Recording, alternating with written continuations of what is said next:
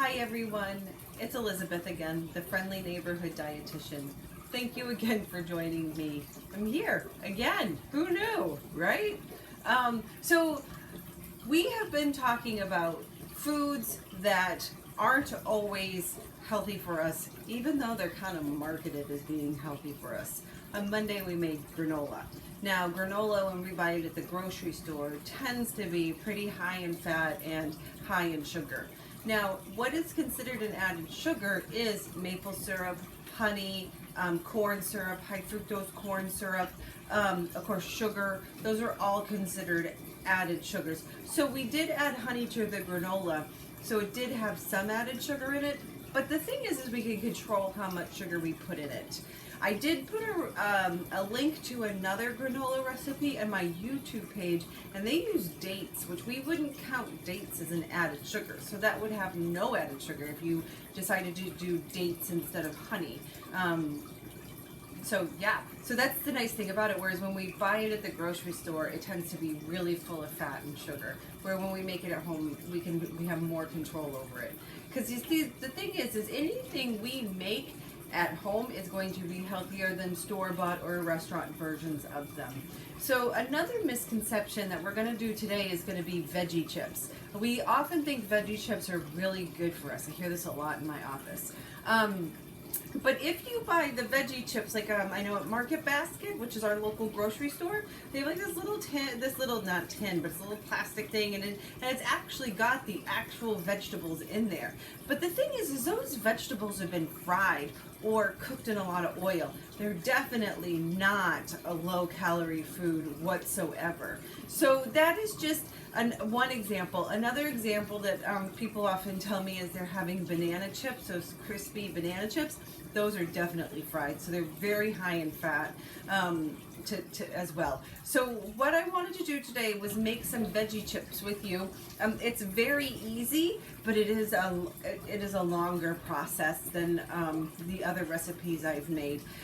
So I'm gonna make zucchini chips with you guys today. They're so delicious and nutritious. So what I'm going to do is I'm going to start by chopping up, I'm going to start slicing the zucchini. I'm going to move this down so you can see the process. Alright, so I'm going to cut the ends off the zucchini. This is my mandolin. I'm going to use a mandolin. If you don't have a mandolin, that's okay. You just have to slice them thin. So I'm slicing it. You can tell I washed my zucchini and I'm chopping off the ends. If you don't have a mandolin, you want to try to slice it as thin as you can.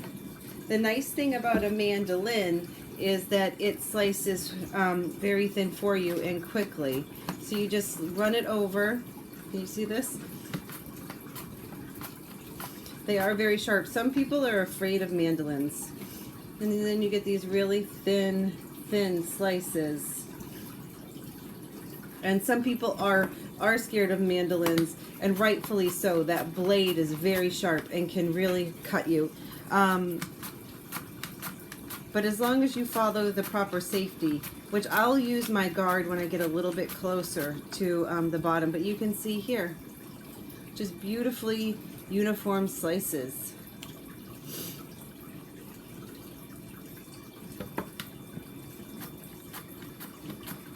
So I have two mandolins. I have a really fancy one that I used to use all the time, and then I don't know, for some reason I use this one because I wasn't getting the results from something that I wanted. So then I started to I was like, well, maybe I don't know. So I bought this really super cheap one. It only has two settings, thin and thick settings, and I don't know why I like it a lot more. It just seems a whole lot simpler to use. All right, so now that I have my zucchini sliced up, I actually have another zucchini, but I won't make you watch me slice that one. We'll move on.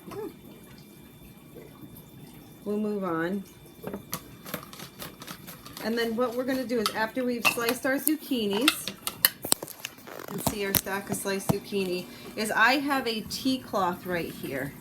So it's just a cloth, and I'm going to put the zucchini on the cloth in a layer And then I'm gonna let it sit for 20 minutes just to get some of the fluid out of it. The paper towel or the tea cloth will pick up the fluid. And that way it dries it out a little bit more. And it's gonna sit like this for 20 minutes.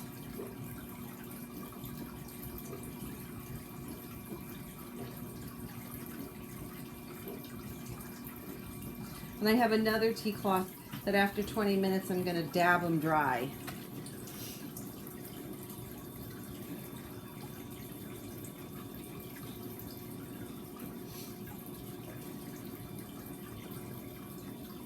It's an easy recipe, but it is pretty time consuming.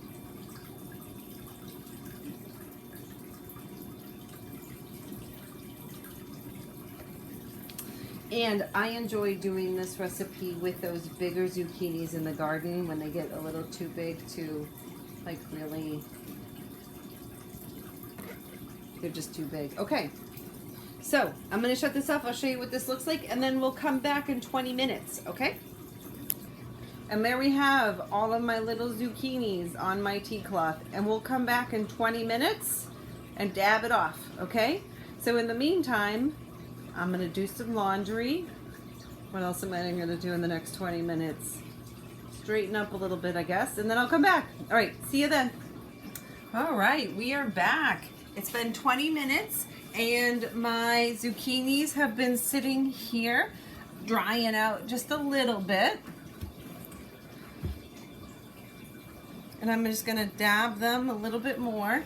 And now what I'm going to do is I have the oven preheating at 300 degrees. I'm gonna take my zucchinis and I'm gonna put them so that they're touching because they shrink. You'll be amazed. One time I brought these to a party as like an appetizer, and we still laugh about how it started so big, but it ended up so small. I'm gonna put these on here. I'm gonna put them so that they are touching. I'm not gonna overlap them though. And then I'm going to stick them in the oven at 300 for 1 hour. Well, I'm going to also, before I do that too, I'm going to put my misto spray on them, because you will remember that with the misto spray, if you do a 5-second squirt, you can still count it as fat-free. Now, I also put this on my stoneware, and my stoneware is anti-stick. It's seasoned well enough, but you could always use parchment paper too. So I'm just going to spray this down pretty quick. Okay? And then I'm going to sprinkle some salt and some pepper.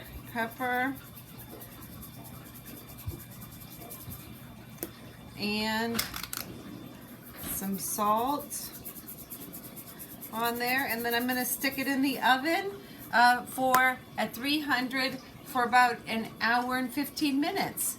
All right, we'll see you back then.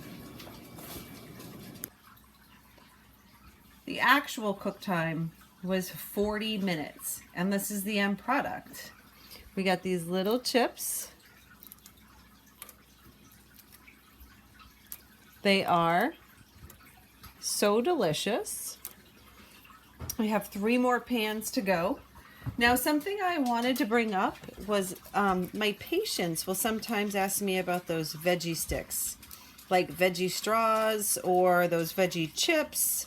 And those are not vegetables at all. Those are just potato chips with the essence of vegetables in them. So definitely not a healthy choice.